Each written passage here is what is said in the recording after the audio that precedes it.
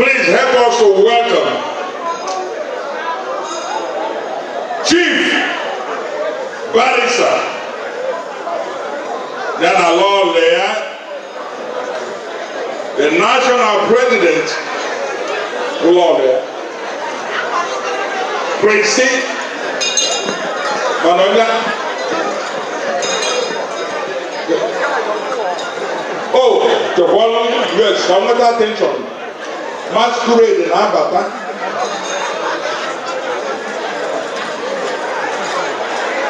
Oh, masquerade in Abian.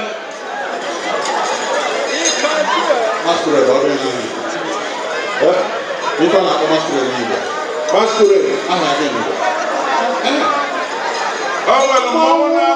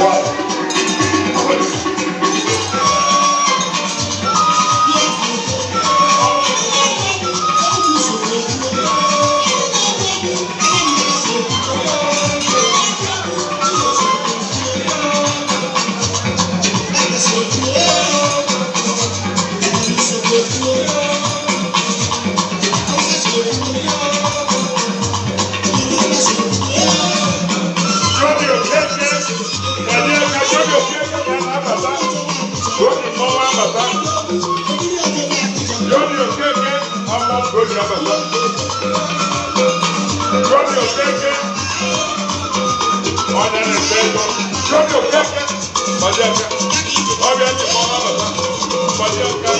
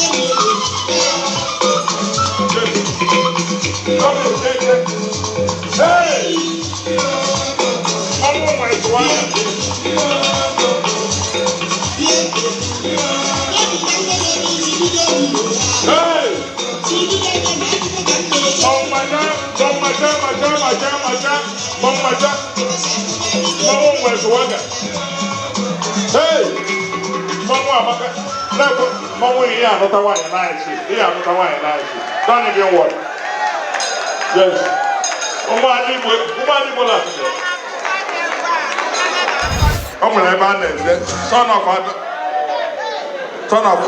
Son of UmaAda. The son of Lotto. Jody. I greet you guys. Thank you. The executives of Dallas branch, I need you guys on the dance floor, please. Before I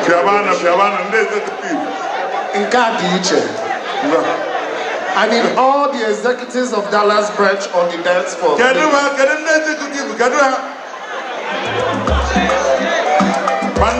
All the executives of Dallas branch, I need you on the dance floor before I say my donation.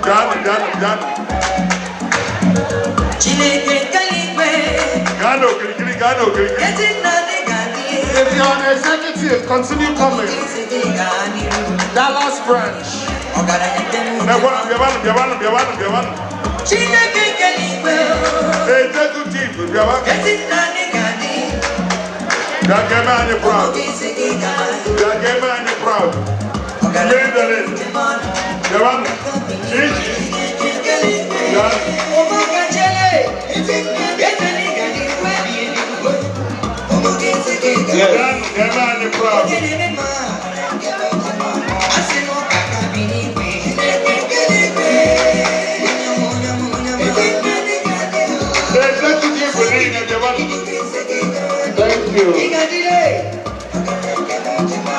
And all the Dallas members, please rise. Yes. Please rise for this donation.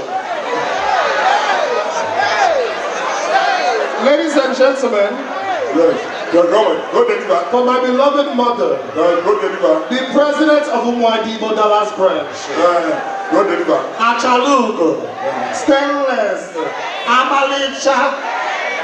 I love you, mommy. And Lady B,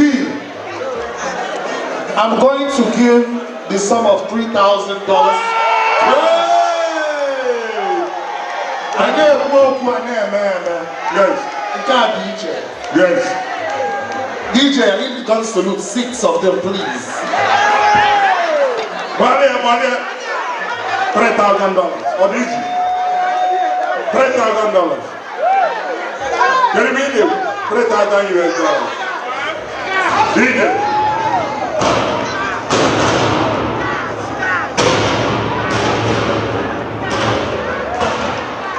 Ego na-ekwu.